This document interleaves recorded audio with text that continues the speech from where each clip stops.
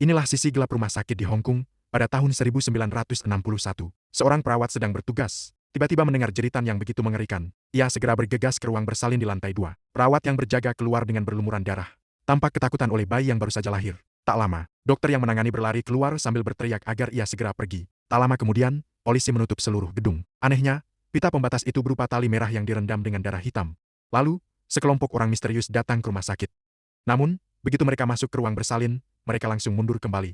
Seolah-olah sesuatu di dalam sana benar-benar menakutkan. Setelah berdiskusi, mereka masuk ke sebuah kandang besi. Namun, ketika kandang itu didorong keluar, kandang itu sudah ditutup kain hitam rapat-rapat. Hanya terdengar suara tangisan bayi dari dalamnya.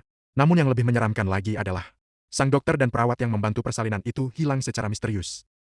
30 tahun kemudian, sebuah stasiun radio meluncurkan program horor di mana para pendengar berbagi pengalaman mistis mereka. Malamnya, seorang penelpon bernama Chris menceritakan kejadian aneh dari masa sekolah dasarnya. Hari itu, ia sedang bermain sepak bola bersama teman-temannya. Bola yang ditendangnya terjatuh ke bawah lereng. Saat Chris hendak mengambilnya, ia menemukan sebuah rumah yang disegel. Tubuhnya cukup kecil untuk menyelinap melalui celah pintu, jadi ia pun masuk.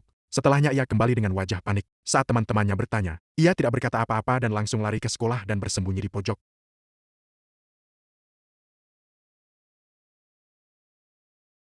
Mendengar cerita itu, kepala sekolah membawanya serta kitab suci untuk menyelidiki. Namun begitu pintu dibuka, ia langsung ketakutan. Kepala sekolah buru-buru membaca doa-doa dari kitab suci. Tetapi kekesalan makhluk itu terlalu kuat hingga doa-doanya habis terbakar, mengeluarkan asap putih. Setelah kembali, kepala sekolah jatuh sakit parah dan terus terbaring. Chris berkata bahwa ia melihat monster kepala besar. Mendengar hal ini, Jack merasa tertarik dan memutuskan membuat episode khusus tentang Monster Behead. Untuk menggali lebih dalam tentang cerita bayi monster berkepala besar, mereka melacak kepala sekolah melalui penyelidikan. Tapi ia masih terbaring koma sejak kejadian tersebut. Putri angkatnya mengatakan ada 7 orang pria yang pernah mengunjunginya. Salah satunya berkacamata bernama Chris, karena kepala sekolah tak bisa bicara. Mereka menganggap petunjuk sudah buntu dan bersiap pergi. Namun saat mereka hendak berbalik untuk berangkat, kepala sekolah tiba-tiba membuka matanya dan menatap tajam ke arah Jack dan tim. Karena tak ada materi lanjutan untuk kisah bayi berkepala besar, tim produksi tak punya pilihan lain selain menunda syuting.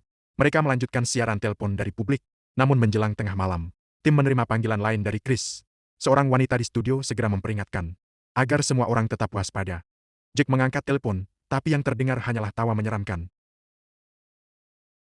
Lalu sambungan terputus. Mendadak, penyiar dan teknisi suara membeku ketakutan, seolah-olah melihat sesuatu yang mengerikan. Jack yang berada di ruangan sebelah merasa ada yang tidak beres. Mereka bergegas masuk ke studio. Penyiar, setelah sedikit tenang, berkata bahwa ia merasakan ada seseorang berdiri di sampingnya beberapa saat lalu. Mendengar ini, semua orang merinding ketakutan. Hanya ada 2 orang di studio, lalu dari mana orang ketiga itu datang? Jack mencoba menenangkan dengan mengatakan mungkin hanya perasaan gugup, lalu memerintahkan siaran dihentikan. Namun, sesuatu yang lebih menakutkan terjadi. Saat kameraman